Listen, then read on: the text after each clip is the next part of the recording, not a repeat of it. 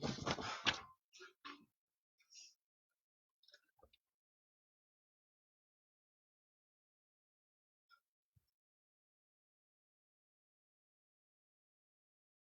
dia a todos, fazendo aqui um teste para ver se a gente está sendo ouvido. Por favor, me diga o que, Larissa, se a gente está sendo ouvido ou não. Obrigada.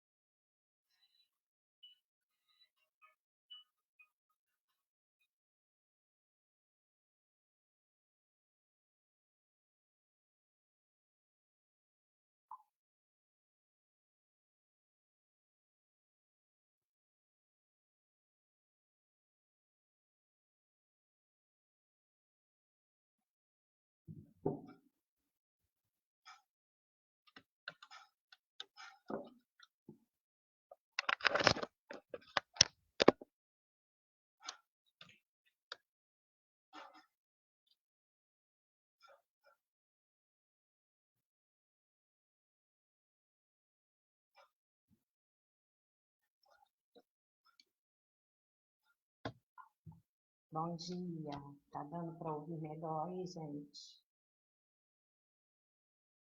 Larissa, melhorou um pouco mais o som?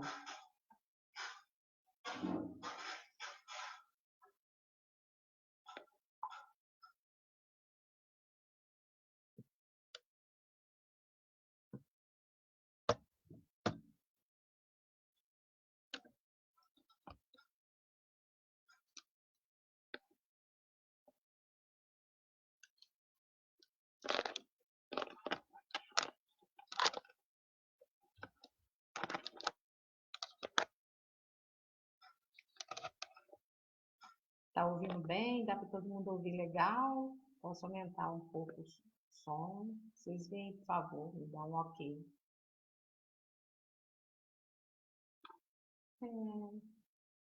Estou falando com o microfone. Vou tentar tirar então.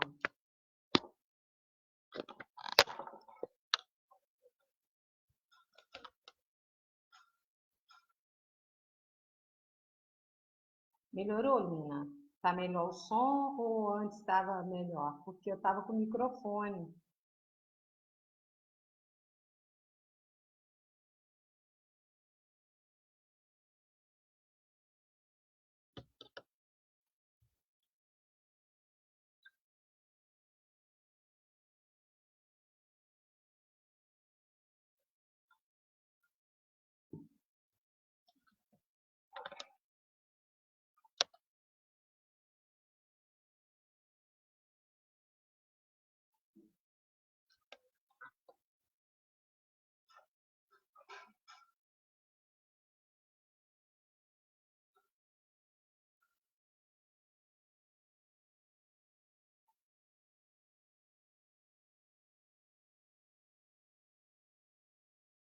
O som tá bom? Dá para a gente ir? Posso começar?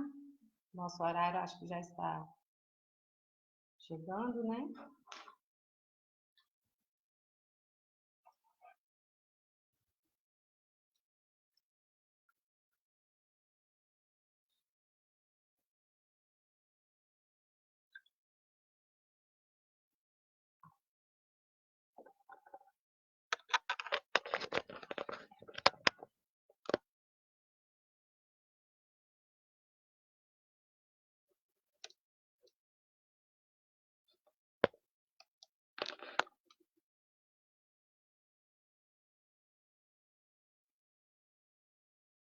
Se alguém puder me dar um retorno do som para eu poder iniciar, por favor, obrigada.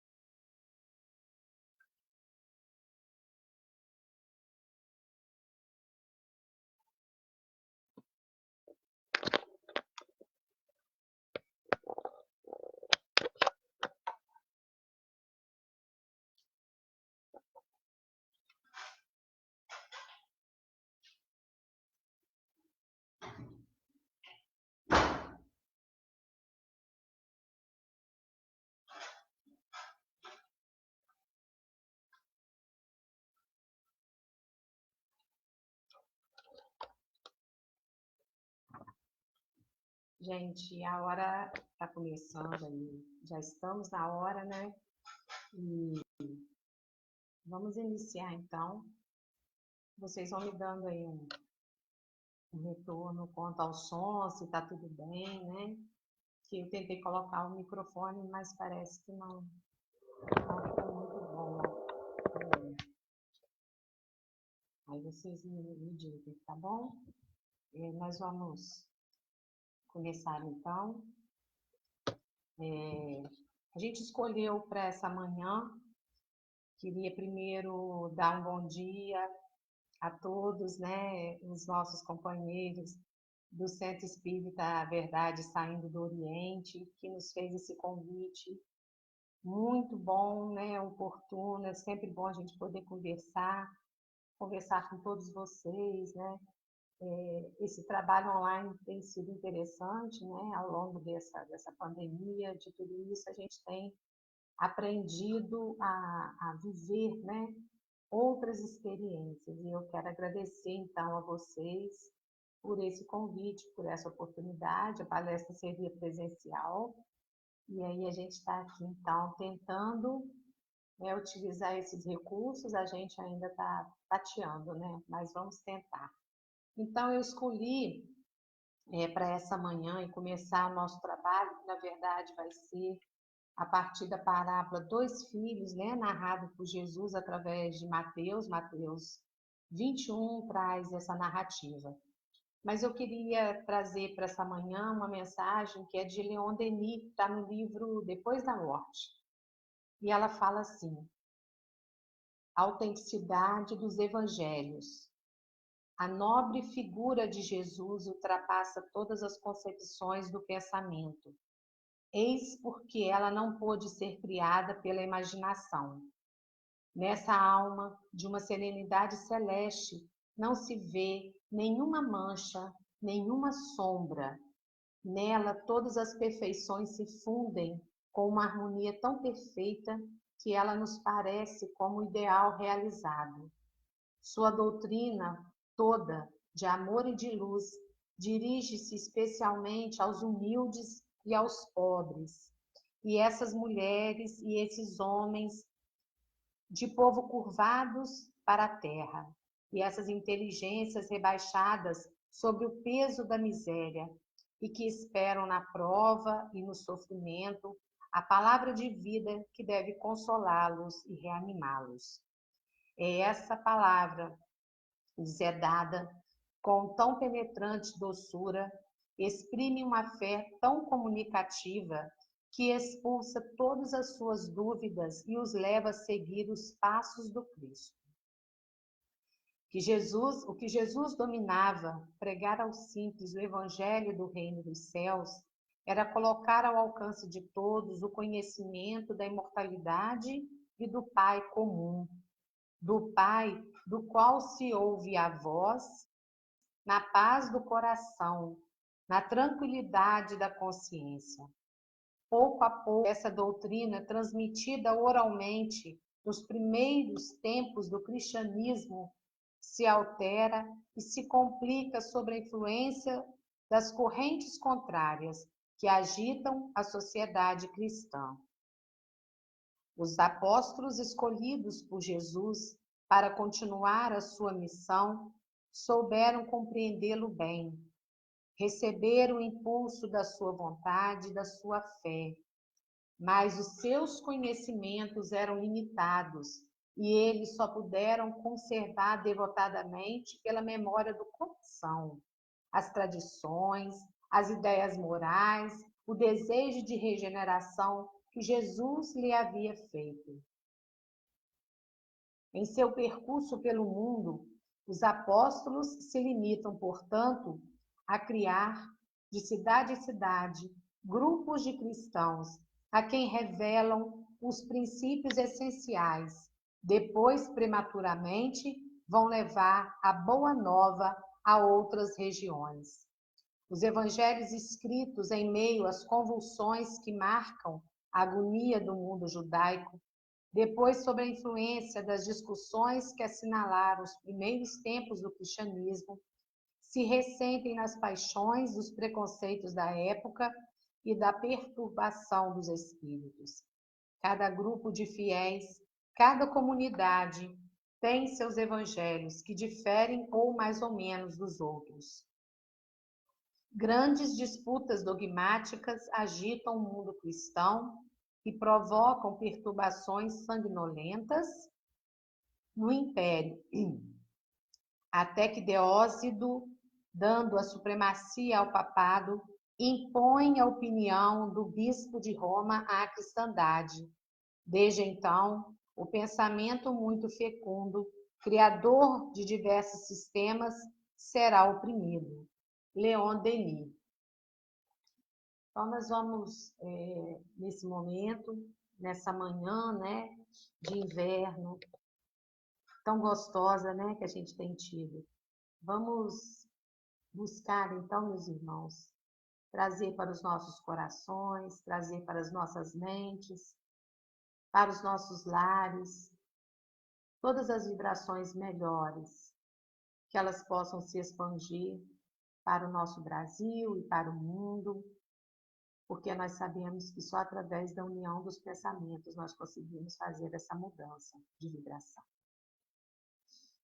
Que Jesus nos ampare, que os espíritos que nos dirigem, que nos regem, que estão conosco nesse trabalho, no trabalho dessa casa espírita tão acolhedora, que todos os dirigentes possam estar sendo amparados. Mas queremos, Senhor, também lembrar de todos os nossos irmãos que nesse momento estejam sozinhos ou ansiosos, Senhor, pelas melhores vibrações que possam entrar em seus corações para amenizar as suas dores físicas ou espirituais. Que possamos, através dos nossos pensamentos, da nossa prece, nesta manhã, chegar a todos aqueles que lembremos, aqueles que estão na nossa mente, aqueles que possam vir a estar agora nesse momento, que possamos, Senhor, através das melhores vibrações, abraçá-los através da Tua luz e dos espíritos amigos que nos regem. Ser conosco nesse trabalho, que possamos alcançar a todos, que a mensagem desta manhã possa primeiramente nos tocar, assim como tem nos tocado, para que possamos, Senhor, também tocar a todos aqueles que vão ouvir. Ser conosco hoje e sempre, que assim seja. Muito obrigada. Então, o trabalho que nos coube, né, nessa manhã, a Larissa nos deu a incumbência, sobre a parábola dos dois filhos, muito interessante, como eu disse no início, é uma parábola contada por Jesus, ela não está no Evangelho, né? Nós encontramos no Novo Testamento, e a Larissa gentilmente passou para nós algumas referências bibliográficas muito interessantes, que a gente teve oportunidade de aprofundar um pouco mais.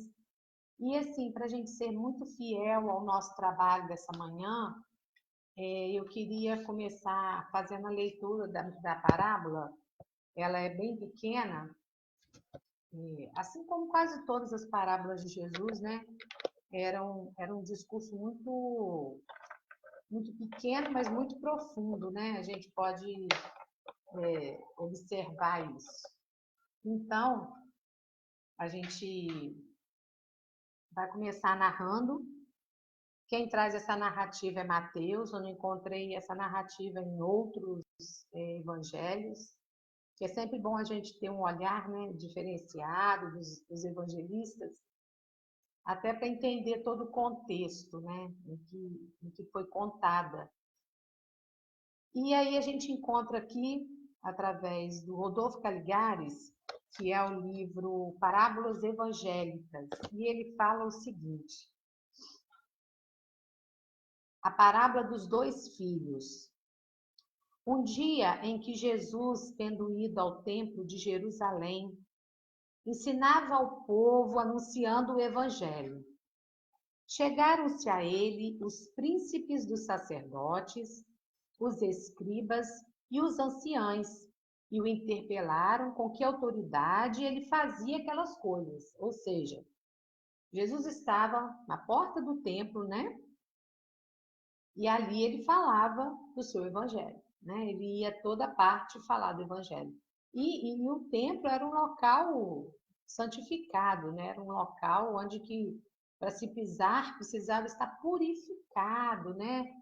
Era todo, e é até hoje, né? Tem todo um ritual aí relacionado a isso. Então eles achavam que Jesus não era digno, né, de estar ali ensinando, pregando o seu evangelho. E aí Jesus então, quando eles interpelaram Jesus por que ele estaria ali, né? Com que autoridade Jesus estava ali pregando o seu evangelho, Jesus diz, com outra pergunta, né? Faz uma pergunta a eles, dizendo o seguinte: o mestre redarguiu com outra pergunta, a que não souberam responder. E porque ficasse evidente a hipocrisia deles, lhes propôs em seguida esta parábola. Algumas narrativas, inclusive do Pastorino, fala, né, que nesse momento os sacerdotes, os escribas e os anciões, quando Jesus faz a pergunta a eles, né, que eles não sabem responder, eles ficaram pensando, né, falava sobre o terreno santo, né, e aí eles ficaram pensativos, né, mas eles queriam também pegar Jesus, porque o propósito deles era sempre esse, né, de colocar Jesus em situação difícil para que as pessoas pudessem entender que Jesus era uma farsa. E aí então Jesus vai e narra a seguinte parábola: que vos parece? Um homem, ele tinha 2 filhos, e chegando ao primeiro, lhe disse: filho, vai trabalhar hoje na minha vinha. Então a gente observa que o pai ele não faz uma pergunta, né? Ele coloca uma ordem ao filho, né? Filho, vai trabalhar hoje na minha vinha. E o filho, então, naquele momento responde: eu não quero. Mas depois o filho, tocado de arrependimento, foi e falou do mesmo modo ao outro filho, que respondendo, falou o seguinte: irei, senhor. Mas não foi. Dito isto, indagou: qual dos dois fez a vontade do pai? E respondeu todos eles, né? Claro que foi o primeiro. Jesus então censurou com estas palavras, como que ele quisesse arrematar, né? E aí ele fala: e na verdade vos digo que os publicanos e as meretrizes entrarão primeiro que vós no reino de Deus. E aí é encerrada, claro, nesse momento, nesse contexto, a parábola Que aí na narrativa diz que Jesus continua ainda uma conversa com eles, um diálogo falando sobre João, né? Se João teria sido mandado pelos céus, né? Ou se ele seria obra dos homens aqui na Terra, né? Então, de qualquer forma, coloca eles numa situação difícil, porque ou eles aceitavam, se eles aceitam João como sendo divino, né? Eles teriam que aceitar ele sendo o precursor de Jesus. Mas se eles entendem que é uma questão, é uma criação da humanidade, né? Que os homens é que fizeram João ser o que ele era, ele estaria também, de alguma forma, concordando com aquela multidão de pessoas que seguiam João. E aí é que a gente está falando de João Batista, né? O precursor de Jesus, que teve a tarefa, né? De vir antes de Jesus para preparar o povo. Então, a gente vai pensando nessa parábola, né? Entendendo o que essa parábola quer dizer para nós, a gente vai vendo que quando Jesus arremata, né, falando que na verdade o reino dos céus, né, não será, né, mas que tanto os publicanos quanto as meretrizes entrarão primeiro no reino de Deus. E aí, você imagina, ele estava falando dos sacerdotes para os escribas e para os anciães. E aí a gente entende que os anciães são pessoas que já viveram, que já tiveram uma experiência, né, aqui na Terra, e que de alguma forma eles teriam muito mais através das suas experiências, eles teriam decisões mais assertivas, né? Eles saberiam melhor do que qualquer outro. Então, Jesus parece que quis realmente mexer no âmago, né? Mexer nas estruturas emocionais daquelas pessoas que estavam ali. E aí, hoje de manhã, é interessante, eu estava ajeitando as coisas, a televisão ligada numa missa, né? E eu escutava um bispo falando o seguinte, e até por isso a gente escolheu essa mensagem de Leon Denis falando dos ensinamentos, né, da autenticidade do Evangelho de Jesus, que ele fala o seguinte: os ensinamentos de Jesus sempre, né, o Evangelho de Jesus, ele é abrangente, ele é falado para toda a gente, né? Por isso que Leon Denis fala que Jesus não teria como ser uma farsa, porque como que a gente poderia imaginar um ser com tanta propriedade, né? Com tanta luz, com tanta assertividade, né? Perfeição em tudo que ele faz, se ele não fosse realmente um espírito de luz, enviado, né? E aí ele fala isso lá. Apesar do evangelho, né? Foi as palavras que eu escutei do bispo. Apesar do evangelho ser abrangente, falar a todos, cada mensagem de Jesus, ela é íntima, né? Ela é algo particular. Por mais que eu tenha aqui várias pessoas me ouvindo nessa manhã, cada pessoa vai ser tocada de uma maneira. Cada pessoa vai ter uma forma de perceber o ensinamento, uma forma de conversar com esse ensinamento no seu próprio íntimo. E foi isso que aconteceu com esses dois filhos, né? Cada um teve a sua própria conversa a respeito da seara, né? Da vinha, do trabalho que esperava e que foi feito o convite igual. Eu achei interessante que o Pastorino, lá no seu estudo, né, na sua análise, ele fala o seguinte, Jesus, né, quando fala essa parábola, quando ele traz esse ensinamento, né, e que ele quer tocar o nosso íntimo, né, falar com todos nós no nosso íntimo, né, ele não fala se houve um espaço de tempo. Tipo assim, o primeiro filho negou, falou que não ia. Ah, então eu vou pensar agora em chamar o outro filho, já que esse filho, né, se negou aí no trabalho. Não. O convite foi feito imediato aos dois, como é feito a todos nós, né? O convite é feito aos dois ao mesmo tempo. Não foi uma opção, né, de escolher entre um e o outro. Um não disse que ia, então eu preciso procurar alguém que vá. Então não é assim, né? A gente vai perceber que no trabalho divino todos nós vamos receber e recebemos, né, esse convite. Perdão, gente. E que cada um tem a sua escolha, a sua opção. A gente vive o tempo todo, né, na nossa vida, em momentos de escolha, de opções, né?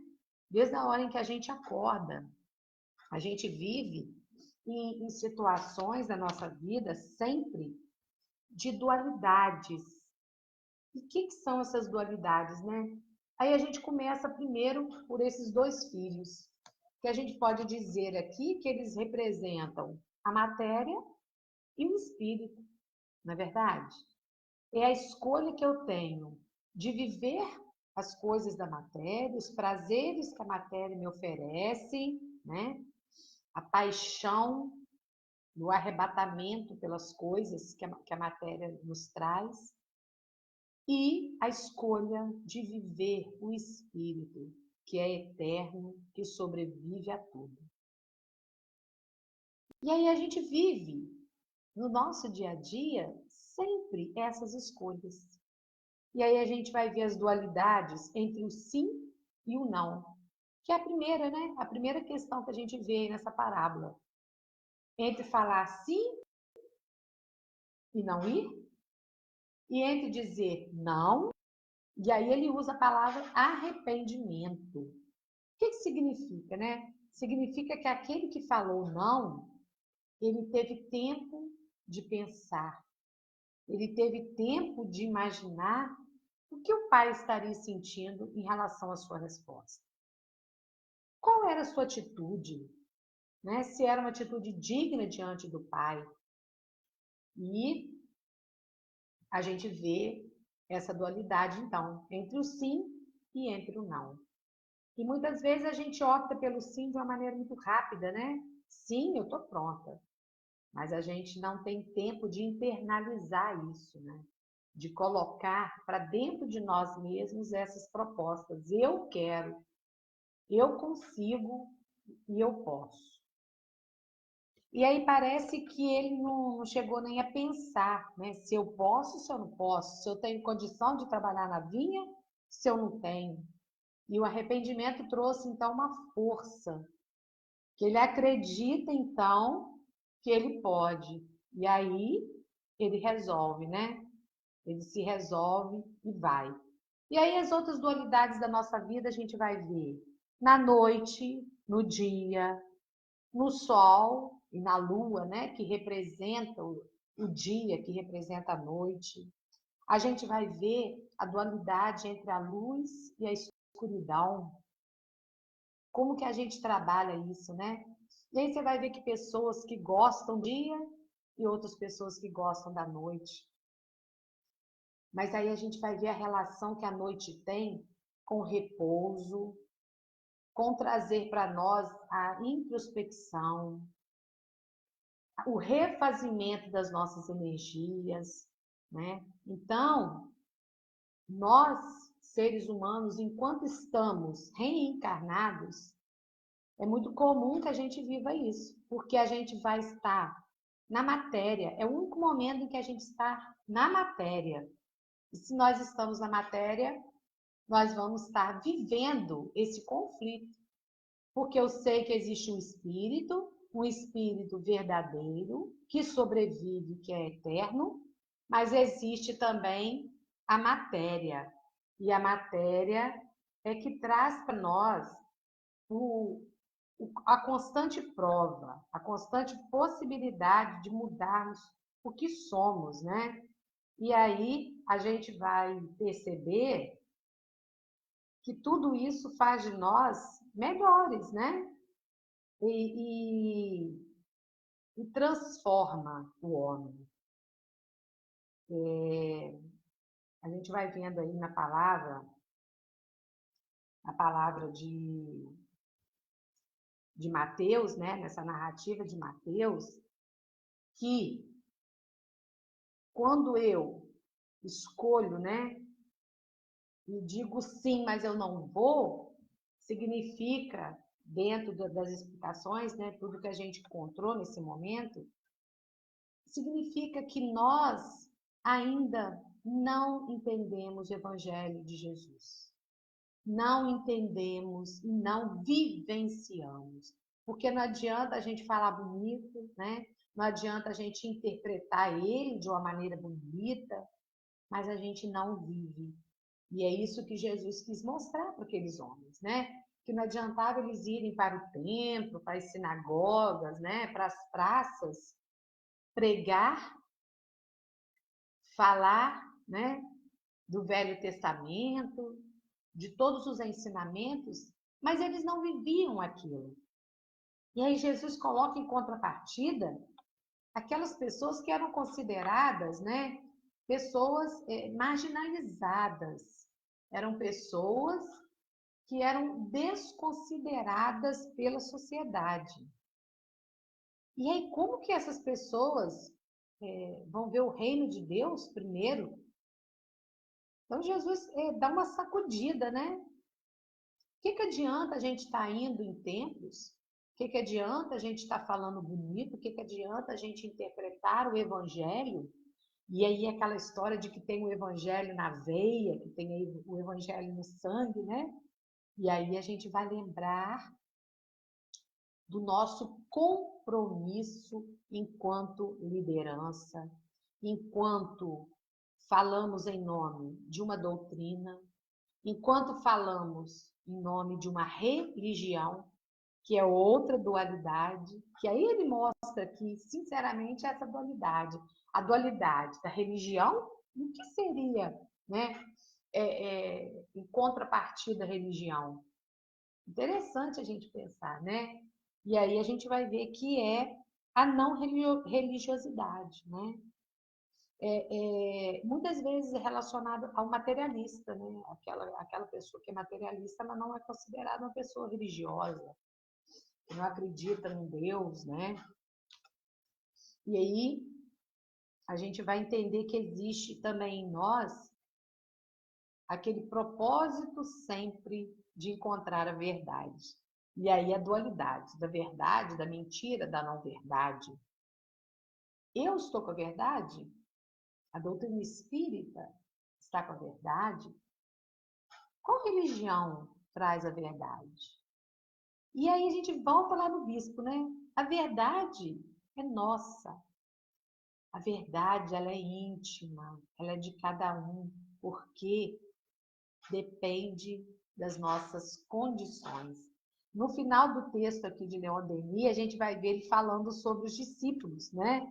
Que ele fala assim, os apóstolos escolhidos por Jesus, eles precisavam continuar a missão de Jesus.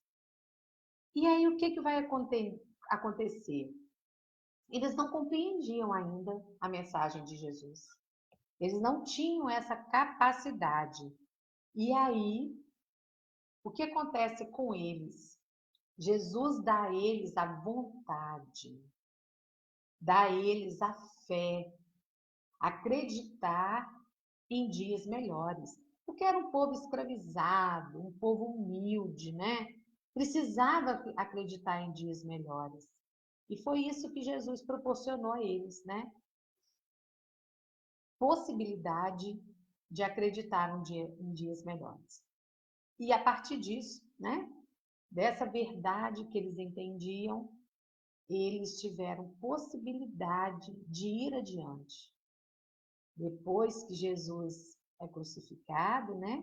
Que materialmente, vamos dizer, Jesus se despoja desse corpo, que segundo as narrativas foi aos 33 anos, quando Jesus se despoja desse corpo, né, que ele realmente volta, né, enquanto espírito de luz, enquanto Cristo nosso aqui na terra, né, nosso governador, eles, né, o que Jesus deixa com eles é essa fé, é no acreditar que pode ser melhor. E apesar deles ainda não terem condições, capacidade intelectual de entender, assim como muitas pessoas humildes. E Leon Denis fala isso aqui também nessa mensagem, né? A mensagem de Jesus, ela precisa tocar os humildes. Por isso Jesus usava de termos simples do povo, né? Jesus sempre quis deixar para nós essa simplicidade, que a nossa verdade, ela precisa estar no outro, na dor do outro, no perceber o outro. E aí nessa parábola ele fala do compromisso, da responsabilidade daqueles que tomam a frente e se dizem religiosos, né? Que usam rótulo, mas que na verdade não têm se aproximado da dor do seu próximo. E hoje, né, mais do que nunca nesse momento que a gente também está vivendo uma dualidade, uma grande dualidade, que é a transição. Sair de um planeta de provas e expiações, sair de um mundo praticamente dominado pelo mal, né, que é outra dualidade, né, o mal e o bem, e tentar buscar em nós, né, realmente práticas de bem, práticas do bem, e fazer um mundo diferente. Mas isso, para que isso, né, aconteça, a gente passa por mudanças. E essas mudanças, às vezes, precisam ser urgentes, né? Vamos dizer assim, porque a gente vai chegando no limite. Essa semana eu ouvi uma palestra do Haroldo, que ele falava do tempo. Eu achei muito interessante, porque a questão do tempo é outra questão muito interessante para todos nós. Porque enquanto estamos encarnados, nós somos dirigidos pelo tempo das 24 horas, né, que um dia tem, e de que cada hora tem 60 minutos, cada um minuto tem 60 segundos, e aí a gente junta os dias, se completam e fazem, né, 7 dias, uma semana vira um mês. Então, o tempo todo a gente é regido por tempo. E aí os espíritos chegam para a gente e falam assim, os tempos são chegados. Que tempo é esse, né? Com certeza, quando aquele pai fez o convite aos 2 filhos, ele também, de alguma forma, deixou subentendido para eles, né? O tempo está chegando. Eu preciso ir para a vinha. Quem vai me seguir? Quem vai me acompanhar? Quem vai estar comigo? E a mesma coisa, né? Os espíritos têm nos orientado. Mas o meu tempo é o mesmo tempo do outro? O tempo de cada um pertence a ele mesmo, porque é a maturidade, é a prontidão. E isso a gente percebe muito, né? Nós que somos professores, né? Em sala de aula. Você ministra um conteúdo para uma turma. Vamos colocar educação infantil, né? Que é a minha praia. Vamos dizer que eu tenho 15 crianças, né? De maternal com 3 anos. E aí a gente vai falar assim, nossa, está no auge, né? Das sinopses. O cérebro está aprendendo tudo. Mas não aprendem da mesma forma. Apesar do cérebro estar pronto para determinados conteúdos, né? E aí você vai ministrar conteúdos que estejam de acordo com a capacidade de cada um. Mesmo assim, enquanto educador, você precisa usar um instrumento para cada um. E é isso que nós estamos experimentando hoje, nesse momento. A pandemia é algo geral, né? Todo o nosso planeta está vivendo. E aí a gente vai ver que existem países que teve um mínimo, né, de contágio e, graças a Deus, um mínimo de mortes. E a gente vai encontrar países onde o contágio foi intenso, progressivo, rápido, né, e de proporções enormes. E também as mortes. Como também a gente vai ver países onde teve muitas pessoas contaminadas e que as mortes não foram tantas. E aí a gente vai ver que isso está relacionado com o tempo. E quem sabe desse tempo? O tempo está ligado ao universo. E o universo tem uma liderança, né? Que é Deus. E é Deus que sabe de tudo. Mas ele não fica lá contabilizando, né? Porque ele nos dá um instrumento muito eficaz. Ele nos dá a liberdade. E nos dá um outro instrumento dentro dessa liberdade. Cada um de nós tem vamos dizer assim, um elemento importantíssimo para que a gente possa discernir, que é a consciência. A consciência é peculiar, é de cada um. Ninguém pode determinar o que cada um pensa ou o que cada um quer pensar. Mesmo uma mãe, ela não tem condição de definir o que cada um de seus filhos vai ser, porque é uma escolha. Imagina Deus, nosso Pai, que nos possibilita a vida, né?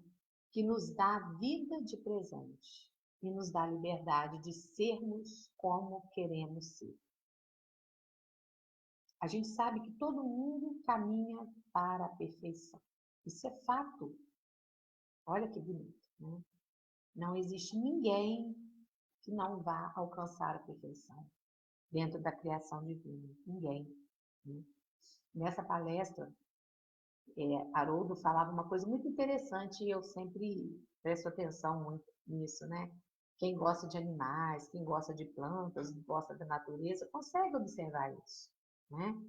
Observem a natureza, a transformação da natureza, desde o princípio, né? Enquanto ainda, vamos imaginar nós, né? Enquanto somos ainda ovo, zigoto, né? O nosso crescimento, de que forma que ele acontece, até nos tornarmos adultos. Quais são as nossas necessidades, né? Mesma coisa a planta. Desde o momento em que a gente coloca a semente, ela passa por mudanças, ela passa por transformações, ela passa por dificuldades, né? Dias muito quentes, dias muito chuvosos, dias de muito frio, dias de muita chuva, né?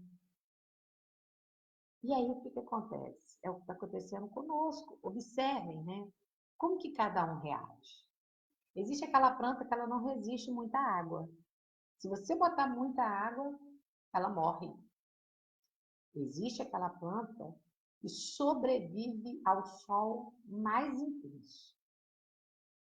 Que para ela é energia, é alimento. Mas existem plantas que, se você deixar ao sol, elas não sobrevivem. E tudo isso somos nós, né? Estamos vivendo o mesmo momento. No mesmo momento, em todo o universo, existem peculiaridades de diversos sistemas, cada um vivendo as suas mudanças. O planeta Terra não vai sobreviver, né? O planeta Terra um dia já foi uma bola de fogo que foi se condensando, né? E isso não foi de uma hora para outra. Foi bilhões, né, bilhões de anos para que todas as transformações acontecessem e acontecem ainda, né, no dia a dia. E aí a gente vai ver que os espíritos que hoje estão reencarnando no nosso planeta, eles já estão aptos para essas mudanças, coisas que a gente não está acompanhando, né? E a gente vai ver uma criança, ela pega um celular, em 5 segundos ela faz uma live, ela está pronta para esse mundo de tecnologia, de informação que é rápida. Nós não, né? Nós estamos aí na fase dos 50, a gente está tentando, está vindo aqui botar a cara por todas as dificuldades, né? Vencendo as nossas dificuldades. Mas olha que interessante, daqui a pouco a gente vai estar vivendo isso também, que a gente desencarna, né? Nós vamos ter um acúmulo de experiência, pelo menos a gente já conheceu o computador, a gente já conheceu essa tecnologia, alguns conseguem dominar melhor do que os outros, e aí a gente desencarna, né? E aí a gente vai ter essas experiências acumuladas, assim como esses espíritos que estão reencarnando hoje têm essas experiências com tecnologia, porque eles já vivenciaram tudo isso. Faz parte da vida. E aí a gente vai ver outros detalhes, por exemplo, interessante, como hoje em dia a gente já vê essas pessoas que já estão habitando, né, os adolescentes, as crianças, muitos deles não gostam, né, de se alimentar de carne, né? A gente está vendo aí o número de veganos aumentando cada dia mais, os vegetarianos, pessoas com mudanças de hábitos, né? Eu li outro dia um texto do Bauman, né? Sigmund Bauman, ele falando, é um cientista, né, da atualidade, mas já desencarnou, mas ele analisa, né, os relacionamentos líquidos, né, ele fala sobre isso, todo mundo deve conhecer, e ele fala que hoje a, a, essa sociedade nova que está emergindo, eles não querem mais colecionar bens materiais. Essa nova sociedade, ela quer colecionar momentos. O que importa para elas são momentos. Então, por isso que a gente vê aí um grande número, né, de pessoas se expondo. Vai a um passeio, quer tirar foto, vai a uma viagem, quer mostrar, né? Tem uma festa. Então, as pessoas hoje, elas estão muito mais preocupadas em colecionar momentos do que bens materiais. Tudo faz parte dessa transição. E a gente está vivendo isso, né? E a gente precisa se adaptar a isso. Se a gente não se adapta, a gente vai ter que vivenciar tudo isso de uma outra forma, talvez não nesse planeta, talvez no mundo mais inferior, né? Ou talvez aqui mesmo, ou voltando, né? Mas o que Jesus quer dizer para nós é que a escolha depende de cada um de nós. E a escolha é viver aquilo que eu acredito ou não viver. Porque foi a escolha dos 2 filhos, né? E aí, a gente tem uma narrativa também lá, em Jesus no Lar, que é um livrinho do Ney Lúcio, eu gosto muito desse livro, ele tem umas histórias muito interessantes, principalmente para culto do Evangelho no Lar, né? O próprio livro diz. E aí tem uma narrativa que ele fala sobre a questão das nossas escolhas. Está lá no item 37. É o filho ocioso.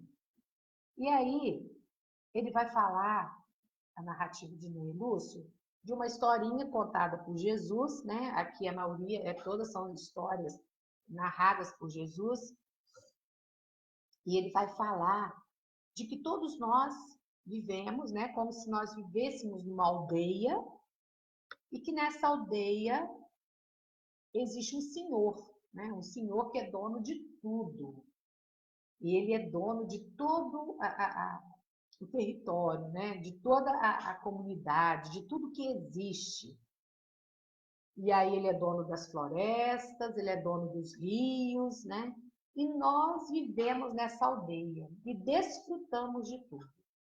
Dentro dessa aldeia existem aquelas pessoas que se adaptam. Eu sei quem é meu Senhor, eu acredito nele, eu confio que ele quer o melhor para a nossa comunidade. E esse Senhor, ele cuida para que tudo transcorra bem. O tempo todo ele cuida disso. Mas existem aqueles também que nessa aldeia vivem, apesar de acreditar nesse Senhor, vivem despreocupadamente. Vivem de forma a curtir a vida, né? E aí o que, que acontece? Mesmo aqueles que acreditam nesse Senhor, eles levam a vida deles a fazer de tudo para que a comunidade, né, permaneça desse jeito. Por quê? Porque eu tenho esse Senhor, né, que comanda tudo e eu preciso servir a Ele. Mas existem aqueles que não estão preocupados com isso, né? Querem desfrutar de tudo que ela pode proporcionar. Dos rios, dos lagos, das florestas, né? Dos pomares, enfim.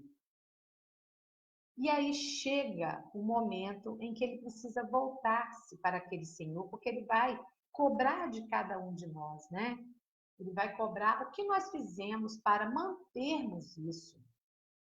E aí, essa pessoa, que é esse filho ocioso, que não quis fazer nada, que não quis trabalhar pelo bem de todos, aquele que levou a vida de maneira, né, na farra, desfrutando de tudo, quando ele, né, se voltar, esse Senhor vai cobrar dele. O que você fez para manter, né? Nós temos um lugar, nós temos uma comunidade.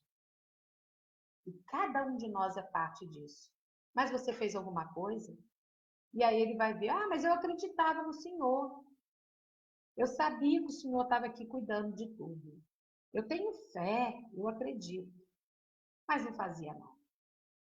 Então, não é simplesmente entender que nós temos, né, alguém que cuida e que faz tudo por nós, que é Deus, né, que criou o universo, que nos criou, nos proporcionou tudo que nós precisamos para sermos melhores, para crescermos enquanto ser humano, mas nós não estamos fazendo a nossa parte, né?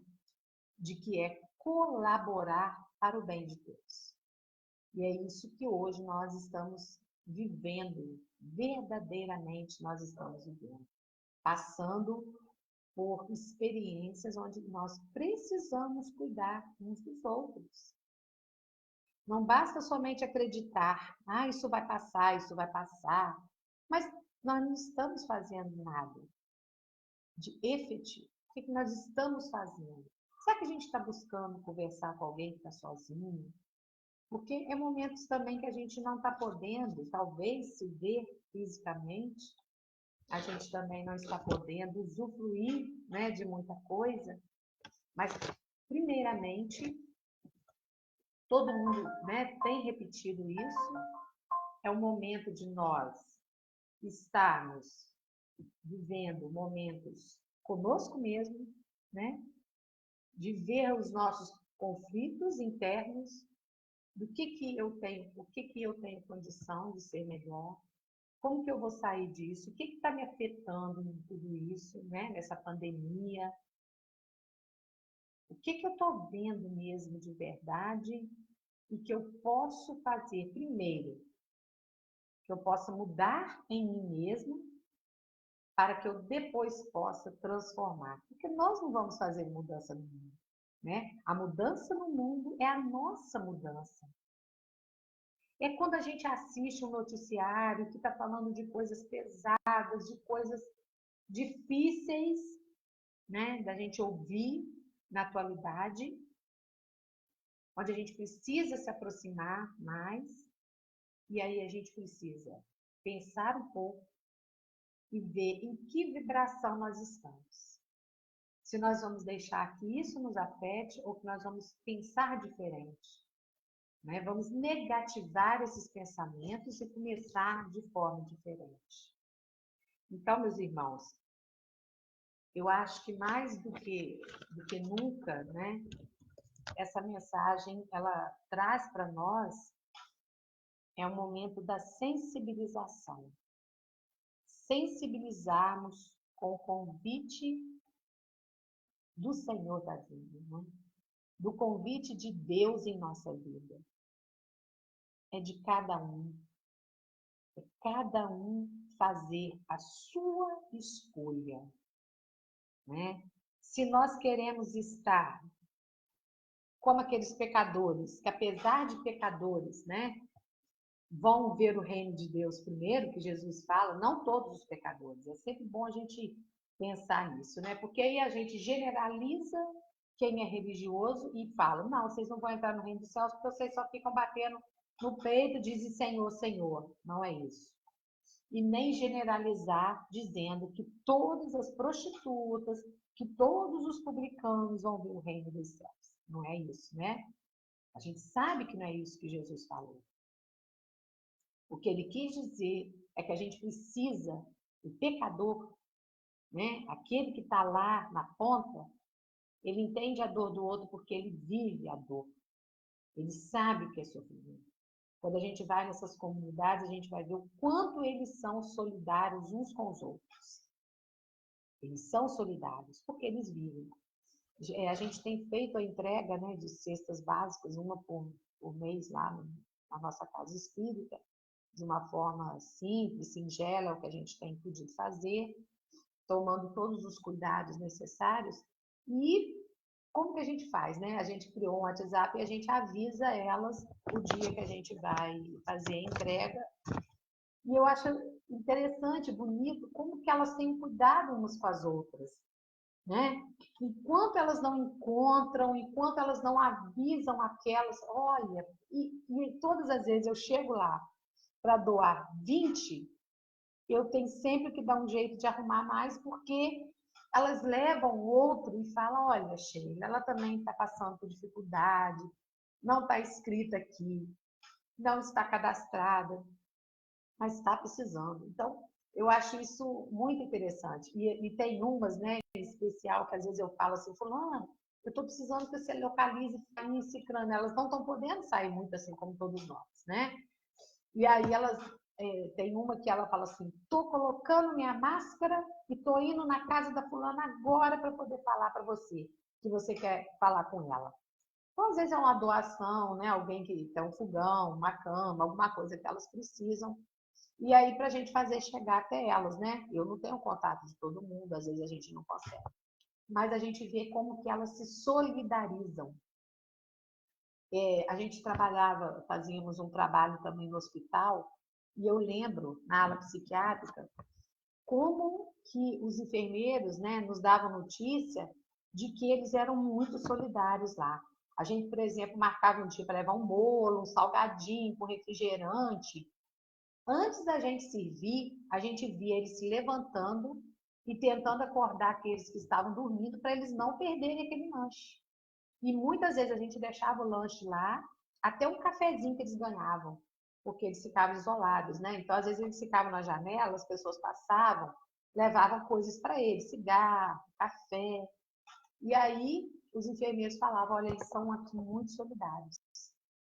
Se um ganhar um café, ele distribui para todo mundo. Então, é isso que Jesus está falando. Se você não vive a dor, você não sabe o que é aquela dor. Você pode ter uma ideia, né?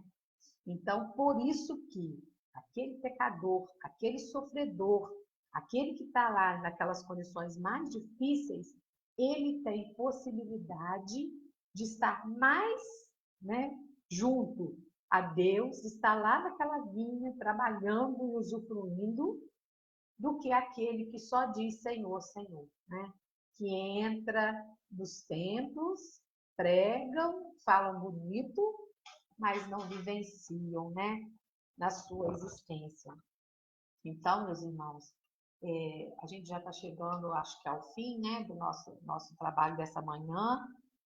Eu espero que a gente possa ter conseguido, né, trazer a mensagem como nos foi dada, né, pela casa, pela Larissa. Mais uma vez agradeço, Larissa, todo o apoio, toda a atenção que você nos deu, né, para a gente poder conseguir chegar aqui. Espero, né, a gente tenha conseguido e que breve a gente possa estar lá mesmo, né, no centro, lá em Pirapitinga, que é uma casa que vocês sabem que eu tenho muito carinho, a vibração é maravilhosa, né? Vocês todos. Nossa, realmente é uma verdade saindo do Oriente, né? Porque é luz. Então, quero agradecer muito a vocês a ter nos ouvido nesta manhã e dizer que nós estamos aqui sempre à disposição. O trabalho é simples, mas é muito gratificante, né? Todos esses dias que a gente estudou, que a gente repetiu, né, várias vezes o texto estudando, a gente vai aprendendo. Então, assim, eu queria deixar para esta manhã o meu carinho, meu afeto, né, e que possamos realmente continuar sendo ponto de luz, né, cada casa espírita com as suas mensagens, com seus oradores, que a gente possa realmente ser ponto de luz espalhados por esse Brasil, né, e pelo mundo afora, né? Que onde a gente possa trazer essa luz é importante. Então, que Deus nos abençoe, que fique conosco, todos aqueles que puderam estar aqui.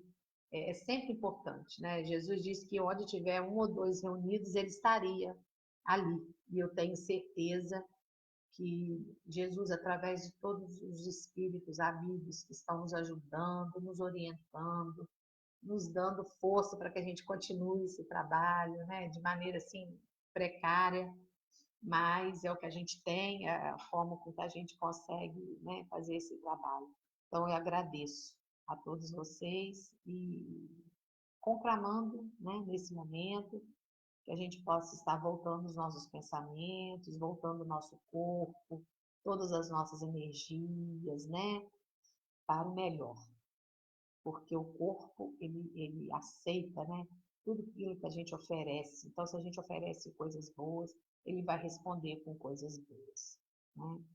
E que a gente possa então estar vibrando sempre o melhor pensamento para que a gente possa atrair para a nossa cidade, né, para o nosso estado e o Brasil e o mundo só pensamentos bons, né? Que a gente vai vencer, que a gente vai passar por tudo isso, que não é por acaso, está tudo certo, é isso tudo realmente a gente precisa passar, porque nada, né, que Deus possibilite a nós está errado, porque Deus sabe de todas as coisas. Então, meus irmãos, vamos encerrando e agradecendo a nossa prece de encerramento. Deixo aqui mais uma vez o meu agradecimento a essa casa que nos deu essa oportunidade desta manhã. Deus, nosso Pai, Jesus, Mestre, amigo e companheiro, te agradecemos, Senhor, por essa oportunidade de conversarmos nesta manhã com os nossos amigos, todos aqueles que aqui puderam estar, aqueles também, Senhor, que por algum motivo não puderam se conectar a nós nessa manhã. Que o seu amor, que as tuas bênçãos divinas envolva cada um de nós, nos fortalecendo nesse momento, fortalecendo a todos aqueles que nesta hora se encontram sozinhos, sem presença física, mas que a gente possa abraçá-los através da nossa presença espiritual. Que o seu amor seja conosco, hoje e sempre. Que assim seja.